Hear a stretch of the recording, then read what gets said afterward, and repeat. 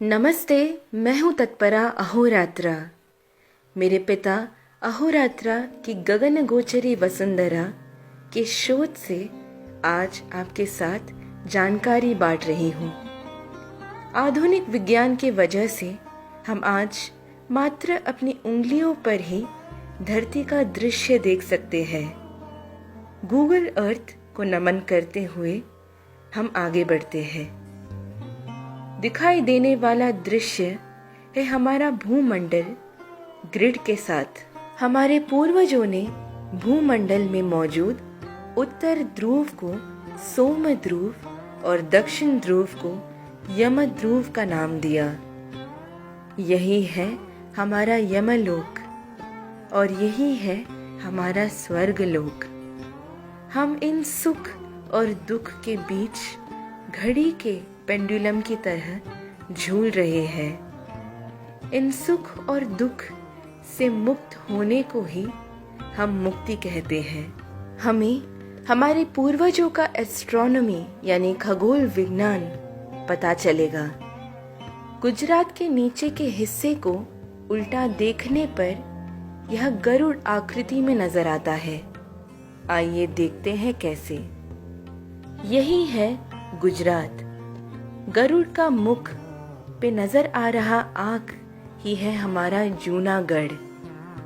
गरुड़ के मुख से जुड़ा हुआ भारत के कन्याकुमारी तक का हिस्सा है इस गरुड़ का पंख। दूसरा पंख अफगानिस्तान से यूएई तक फैला हुआ है। इस गरुड़ के पूंछ के हिस्से में Assam, Myanmar, Bangkok, Hong Kong, Indonesia ये सब आता है। इतना बड़ा गरुड़ ही है श्री विष्णु का वाहन। गरुड़ के आंख में बसे हुए भवनाथ क्षेत्र में सबसे ज्यादा लोग शिवरात्रि मनाने के लिए इकट्ठा होते हैं। कहते हैं कि यह क्षेत्र भगवान कृष्ण ने माया के माध्यम से निर्माण किया था। निर्माण करते समय श्री कृष्ण उनके अत्यंत प्रिय मोर के पंख के आकृति में बनाने को कहते हैं। आप देख सकते हैं मोर के पंख के आकृति का जूनागढ़। गरुड़ के सर पे जहाँ ब्रह्मरंध्र सहस्रार चक्र होता है वहाँ पर हमारा अति सुंदर सोमनाथ देवस्थान है। इसे वल्लभ भाई पटेल जी ने जीर्णोद्धार करके कलश स्थापना किया था। 1000 साल पूर्व गजनी द्वारा नाश किया गया था यह क्षेत्र। 17 बार लूटे जाने पर भी ऐश्वर्यवान रहा सोमनाथ देवस्थान। इस देवस्थान में एक अद्भुत खगोल विज्ञान है। यहाँ पर एक बाण स्तंभ है।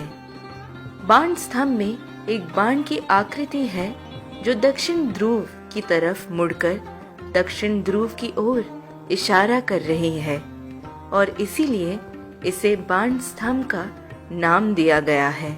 इसकी विशेषता ये है कि इसका एरो जो दक्षिण की ओर मुड़ा है उसका अर्थ है कि दक्षिण की ओर से उत्तर की ओर आने पर जो सबसे पहला तीर्थ क्षेत्र मिला वही बना सोमनाथ देवस्थान। आइए दक्षिण की ओर बढ़ते हैं। आप स्वयं ये देखकर आश्चर्यचकित हो जाओगे कि इस रेखा मार्ग में एक द्वीप भी रास्ते में नहीं आता है और ये सीधा दक्षिण ध्रुव को छूता है।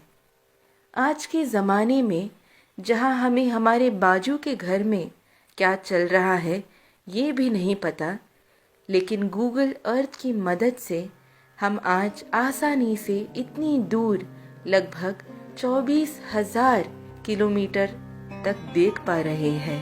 यही हमारे पूर्वजों के शक्ति का संकेत है। आर्यभट्टा और भास्कराचार्य जी कितने महाज्ञानी थे। इस वजह से ही हमारे सैटेलाइट्स को भी उनका ही नाम दिया गया है। हमारे पूर्वजों का मानना था कि मरने के पश्चात आत्मा पहले यमलोक जाता है, जहाँ निर्णय किया जाता है कि यदि वे स्वर्ग जाएंगे या नरक। इसीलिए हमारे पूर्वज मृत शरीर के सर को दक्षिण की ओर रखकर लेटाते थे। सोमनाथ को मिलना और सोमध्रुव को मिलना एक ही समान है। भूमि यानी गुड़ और समुद्र यानी नमक। इसीलिए सबसे मीठे फल उगते हैं भूमि पर और नमकीन चीजें समुद्र में। समुद्र और भूमि के मेल से चल रही है हमारी पूरी दुनिया।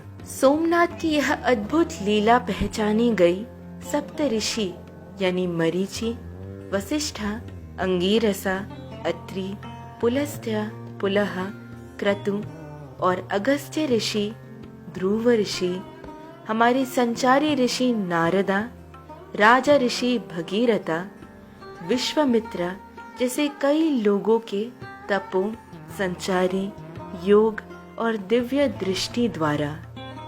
यदि आप सोमनाथ देवस्थान जाएंगे तो बाण स्तंभ जरूर देखना। सोना, पत्थर और लकड़ी से बनाया गया यह स्तंभ का जीर्णोद्धार किया था वल्लभ भाई पटेल जी ने। अब देखेंगे कि यमलोक कैसे पहचाना गया। भगवान यमराज का वाहन है भैंसा और ये ठीक भगवान यम की मुख की आकृति का है। गरुड़ के सिर से आते हुए ये रेखा यमराज के सर से आकर मिलता है। भगवान यमराज विराजित है अपने वाहन भैंसा पर। आप भैंसा के आँख, सींग और मुख देख सकते हैं। ऐसे कई और जानकारी के लिए मेरे पिता अहोरात्रा द्वारा लिखी गई पुस्तक गगनगोचरी वसुंधरा को पा सकते हैं। पुस्तक के लिए ईमेल करें tatpara@gmail.com पर। धन्यवाद।